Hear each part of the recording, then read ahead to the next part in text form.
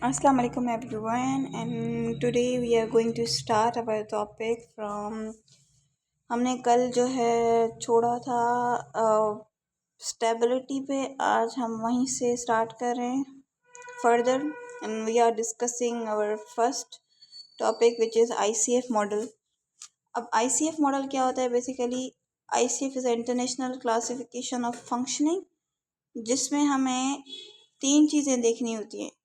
एक तो इम्पेयरमेंट, दूसरा एक्टिविटी लिमिटेशन एंड पार्टिसिपेशन। ठीक है, सबसे पहले हम एक पर्सन की, एक बंदे की क्लासिफिकेशन करते हैं according to this impairment. Impairment का मतलब क्या है? यहाँ पे body problems in body functions के कौन कौन से फंक्शंस में प्रॉब्लम्स है। लाइक अगर एक पेशेंट है, उसका फ्रैक्चर्ड है, ठीक है, तो उसकी यूमरस का फ्रैक्चर हुआ है, तो ये एक तरह से एक इम्पेयरमेंट हुई। ठीक है, एक्टिविटी लिमिटेशन की अगर हम बात करें तो वो एक्टिविटीज़ जो है उसमें प्रॉब्लम होगी, उसको जो डेली लिविंग की एक्टिविटीज़ होगी या वो टास्क को एग्जीक्यूट नहीं कर पाएगा। ठीक है, एग्जीक्यूशन में प्रॉब्लम होगी। और दूसरा है पार्टिसिपेशन रिस्ट्रिक्शन। पार्टिसिपेशन में भी वो उसमें भी उसको चैलेंजेस फेस करने पड़ेंगे। उसके जितने भी, अगर वो स्पोर्ट्स में उसका कोई इंटरेस्ट है, स्पोर्ट्स में वो पार्टिसिपेट नहीं कर पा रहा, तो ये उसकी उसकी जो लाइफ में देखा जाए तो एक लिमिटेशन आ जाएगी, उसके रोल्स की लिमिटेशन आ जाएगी। दूसरा ये है कि जो है उसके बाद ये जो ICF मॉडल है, ये किस चीज़ पे बेस कर रहा होता है? इसका होलिस्टिक रिहेबिलिटेशन पे एक मेजर रोल है। किस तरह से? अब होलिस्टिक रिहेबिलिटेशन क्या होती है? वो एक अप्रोच होगी, ये एक अप्रोच होती है किस चीज़ की? ये एक हम होलिस्टिक रिहेबिलिटेशन एक अप्रोच होती है, थेरेपी एक अप्रोच होगी। यहाँ पर हम क्या करेंगे, एक पर्सन को पूरे एज अ होल कंसिडर कर रहे होते हैं। उसकी फिज़िकल, उसकी मेंटल, उसकी साइकोलॉजिकल और उसकी emotional, as a whole person हम इसको लेंगे, ना कि अगर उसके एक इंजर्ड पार्ट है तो हम उसको कंसिडर नहीं करेंगे। हम एक बंदे को एज अ होल देख रहे होते हैं, ना कि उसकी जो इम्पेयरमेंट है सिर्फ उसको देखें। तो वो इस हिसाब से इमोशनली भी हो सकता है, फिज़िकली और mentally and psychologically. Number third is, अब ये एक एग्जाम्पल है, थ्रू डायग्राम से लिया है हमने ये वाला। इम्पेयरमेंट अगर देखें एक बंदे में, तो क्वाड्रिसेप्स की वीकनेस एक इम्पेयरमेंट है। ठीक है, उसके जो क्वाड्स हैं वो वीक हो गए। अब उसकी कौन कौन सी, उस चीज़ की वजह से, इम्पेयरमेंट की वजह से उसकी एक्टिविटी लिमिटेशन कौन सी होगी? वो क्लाइंबिंग स्टेयर्स नहीं कर पाएगा। ठीक है, क्योंकि क्वाड्रिसेप्स का मेन रोल होता है हमारी स्टेयर्स को क्लाइंब करने में। और उसकी अगर पार्टिसिपेशन रिस्ट्रिक्शन की बात करें तो वो अपनी जो जॉब ड्यूटीज़ हैं उसको इजीली परफॉर्म नहीं कर पाएगा। तो ये होगा ICF। And the word second is the medical and bio psycho social model. ये दो मॉडल्स हैं, अभी हम इनको डिस्कस करेंगे। अब यहाँ पर अगर हम देखें तो मेडिकल मॉडल से आप नाम से ही समझ लें कि इसमें क्या होगा, ये किस चीज़ पे बेस करेगा, फोकस करेगा उसकी डायग्नोसिस पे और ट्रीटिंग इम्पेयरमेंट्स पे। ठीक है, मेडिकली अगर हम चीज़ों को देख रहे होते हैं तो हम उनकी डायग्नोसिस बनाते हैं और उन इम्पेयरमेंट को ट्रीट करने के लिए काम कर रहे होते हैं। ऐसे ही अगर हम बायो साइकोसोशल मॉडल के तरफ देखें तो उसमें क्या होता है, हम कंसिडर करें किन किन चीज़ों को, पर्सन को as a biological, psychological and social factors, उनके तीन ये फैक्टर्स देख रहे होते हैं। उसको कंसिडर रखते हुए हम इस मॉडल पे बेस कर रहे होते हैं। ठीक है, ये जो है बायो साइकोसोशल जो है मोर ज़्यादा होलिस्टिक अप्रोच रख रहा होता है रिहेबिलिटेशन प्रोसेस में, क्योंकि अब ये सारी चीज़ों को देख रहा है ना, बायोलॉजिकल, साइकोलॉजिकल, सोशल फैक्टर। जैसा कि मैंने आपको बताया था कि होलिस्टिक अप्रोच क्या होगी, हम एक बंदे को होल देखेंगे, ना कि उसके सिर्फ इम्पेयरमेंट, ना कि वो एक उसका सिर्फ इंजर्ड बॉडी पार्ट देखेंगे। हम एज अ पर्सन को होल देख रहे हैं, उसकी उसकी मेंटल हेल्थ देखेंगे हम, उसकी सोशली वेलबींग देख रहे होते हैं हम, उसकी मेंटली साइको सोशल सारी चीज़ें को मद्देनज़र रखते हुए देख रहे होते हैं। नंबर थर्ड इज अब clinical decision making in PT. Physical therapy में क्लिनिकल डिसीजन मेकिंग किस तरह से होगी, उसके स्टेप्स इंक्लूड, स्टेप्स ये हैं कि सबसे पहले जो प्रोसेस कर रहे होते हैं किसी भी पेशेंट को देखने में, वो होता है एग्जामिनेशन। सबसे पहला काम क्या कर रहे होते हैं, एग्जामिनेशन करते हैं। एग्जामिनेशन में कौन कौन सी चीज़ें आ रही होती हैं, हिस्ट्री टेकिंग, सबसे पहले उस पेशेंट की हिस्ट्री देखेंगे। उसके बाद उसके सिस्टम्स रिव्यू करेंगे। सिस्टम मतलब उसके जितने भी सिस्टम्स है बॉडी उन सबको देख रहे होते हैं। इंटीग्यूमेंट्री सिस्टम हो गया, उसका मस्कुलोस्केलेटल सिस्टम हो गया, उसका कार्डियोवैस्कुलर हो गया, उसका पल्मोनरी, सारे ये सिस्टम्स को रिव्यू करेंगे और उससे आइडेंटिफाई करेंगे according to the sign and symptoms. और उसके बाद जो होगा टेस्ट वगैरह करवाएंगे, लैब टेस्ट वगैरह, उसकी टेस्ट करवाएंगे। मेडिकली फील्ड की अगर हम बात करें तो उसमें फिर डायग्नोस्टिक लैब टेस्ट हो जाएंगी। अगर हम अपनी पीटी फिजिकल थेरेपी की बात करें तो हम उसमें जो भी हमारी मस्कुलोस्केलेटल रिलेटेड टेस्ट होती हैं वो परफॉर्म करवाएंगे। Number second is valuation. अब उस चीज़ों को एग्जामिनेशन से जो भी हमने डेटा कलेक्ट किया, अब उसको हम एवेल्यूएट करेंगे। एवेल्यूएशन प्रोसेस में हम उसको फर्दर उनको देखेंगे और ज़्यादा उसको एवेल्यूएट करेंगे इस बंदे को क्या हो सकता है। ठीक है। Number third is diagnosis. उन चीज़ों से जो पीछे हमने दो एलिमेंट्स को कवर किया उसके बुनियाद पे हम एक डायग्नोसिस बनाएंगे कि हाँ भाई इस पेशेंट को ये वाली डिजीज़ है। डायग्नोसिस हो गया, अब हमें कंफर्म हो गया, अब उसके अकॉर्डिंग हम दूसरे गोल्स को अचीव करेंगे उसके हिसाब से। डायग्नोसिस बना दिया, उसके बाद हमने फोर्थ जो स्टेप करेंगे हम प्रोग्नोसिस एंड गोल्स। प्रोग्नोसिस क्या होता है, उसके आउटकम्स, लाइक कितने टाइम में हमें ये उसके आउटकम्स गेन करने हैं या हो सकते हैं। ठीक है, उसके गोल्स क्या हैं और उसकी प्रोग्नोसिस क्या बनेगी। ठीक है। नंबर 5 इज उसको इंटरवेंशन देंगे। इंटरवेंशन मतलब कोई भी उसकी हम यहाँ पे फिजिकल थेरेपी की इंटरवेंशंस देंगे, जो भी मोडेलिटीज़ होंगी, कोई भी एक्सरसाइजेज आप करवा रहे होते हैं तो ये इंटरवेंशन हमने उनको दी। उसके बाद number 6 is revaluation and modification. अच्छा, अब इन सब चीज़ों में अगर आपको समझ आ रहा है कि हम इसको रीवैल्यूएट करना है या उनके जो आपने उसको फिजिकल थेरेपी दी, इंटरवेंशन दी, अब उसके गोल्स अगर आपको उस हिसाब से नहीं मिल रहे तो आप उनको क्या करेंगे, रीवैल्यूएट करेंगे और ज़्यादा इससे अगर इसको नहीं फ़ायदा हो रहा तो मुझे दूसरी इंटरवेंशन देनी है उसके अकॉर्डिंगली, पेशेंट की गोल्स के अकॉर्डिंगली। ठीक है, और उसकी आप मॉडिफिकेशन करेंगे। अगर वो गोल्स आपको अचीव नहीं हो सकते हैं कि आपको लग रहा है कि इसको ये वाली देने से ज़्यादा हमें इफ़ेक्ट्स जल्दी मिल पाएंगे, आउटकम्स जल्दी मिल पाएंगे, आपको रीवैल्यूएट करना है और उसको मॉडिफिकेशन की तरफ ले जाना है। अब एग्जामिनेशन के कंपोनेंट्स जैसे कि मैंने आपको पीछे बताया, एक तो नंबर 1 है पेशेंट हिस्ट्री। ठीक है, सिस्टम्स रिव्यू करेंगे, उसके बाद स्पेशल टेस्ट करवाएंगे उसको, उसके बाद उसकी फंक्शनल असेसमेंट करेंगे। फंक्शनल का क्या मतलब है कि एक बंदा है उसका फंक्शन जो है, लाइक अगर पीछे हमने देखा था एग्जांपल कि क्वाड्रिसेप्स की वीकनेस है, ये एक फंक्शनल है।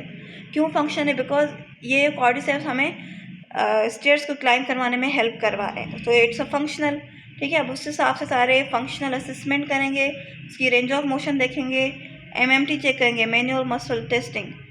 ठीक है, ये सारे ग्रेड्स होते हैं, उसमें हम ग्रेड देखेंगे कि पेशेंट का कितना ग्रेड है, इधर पुअर है, गुड है, फेयर है, सारी चीज़ें ये हम इसमें देख रहे होते हैं।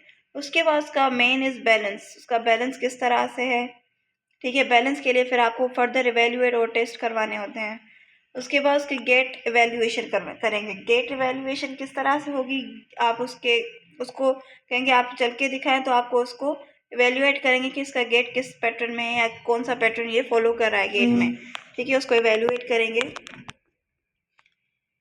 उसके बाद हम रिहेबिलिटेशन में गोल सेटिंग किस तरह से करते हैं। सबसे पहले हमारी जो गोल सेटिंग होती है रिहेबिलिटेशन में, अगर हम हर जगह गोल सेटिंग देख रहे होते हैं तो हम स्मार्ट गोल्स को देख रहे होते हैं। ठीक है, स्मार्ट होना चाहिए गोल, आपका क्या होना चाहिए, स्मार्ट होना चाहिए।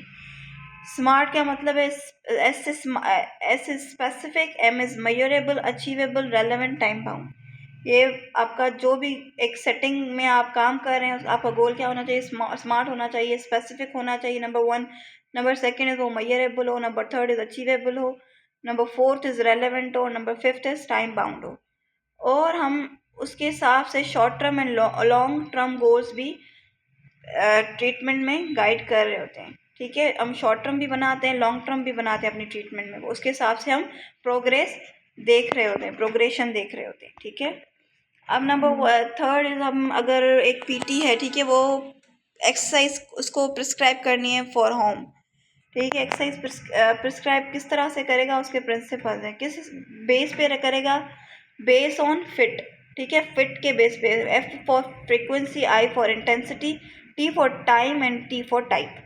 तो इस चीज़ों को देख के, इन चार कंपोनेंट्स को देखते हुए वो अपना एक्सरसाइज की प्रिस्क्रिप्शन बनाएगा, इसके प्रिंसिपल्स के अकॉर्डिंग। ठीक है, उसके बाद क्या करेगा, उस ये जब बना रहा होगा, ये पूरा एक्सरसाइज प्रिस्क्रिप्शन कर रहा होगा, तो उसमें वो कंसिडर ये करेगा लाजमी, जो पीटी होगा वो कंसिडर क्या करेगा, एक तो पेशेंट की लिमिटेशन को करेगा और दूसरा उसके इम्पेयरमेंट्स को देख के करेगा और उसके गोल्स को, क्या उस पेशेंट आखिर चाहता क्या है, ठीक है, उसके गोल्स क्या है, तो उसके हिसाब से वो अपना सारी चीज़ें करेगा।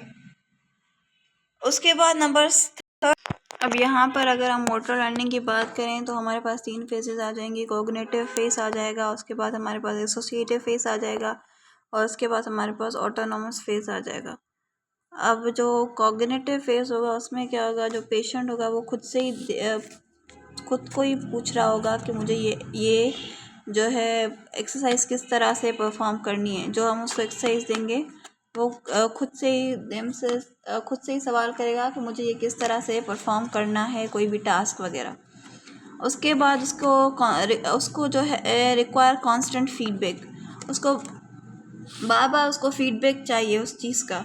अगर वो कोई भी चीज़ काम कर रहा है तो वो उससे फीडबैक ले रहा होगा, उसको उस मोटर स्किल से उसको वो फीडबैक मिल रहा होगा कि इसको आप और अच्छे तरीके से किस तरह से आप कर पाएँ मूवमेंट को। नंबर थर्ड इज़ मूवमेंट उसकी स्लो होंगी, इनकंसिस्टेंट होगी और इनएफिशिएंट होगी, क्योंकि अभी वो सीख रहा है। कॉग्निटिव फेज में अभी वो काम उस मूवमेंट को करना सीख रहा है, उस स्किल को करना सीख रहा है, तो उसकी इसी वजह से उसकी जो मूवमेंट होगी वो स्लो होंगी, इनकंसिस्टेंट होंगी और इनएफिशिएंट होगी। उसकी एक्यूरेसी, उसका जो टास्क होगा उसमें एक्यूरेसी नहीं होगी। अब इसी तरह से जो दूसरा उसका फेज़ है एसोसिएटिव फेज़। अब इसमें क्योंकि उसने जो फर्स्ट फेज़ था कॉग्निटिव फेज़, उसमें उसने काम उसको टास्क को करना सीख लिया।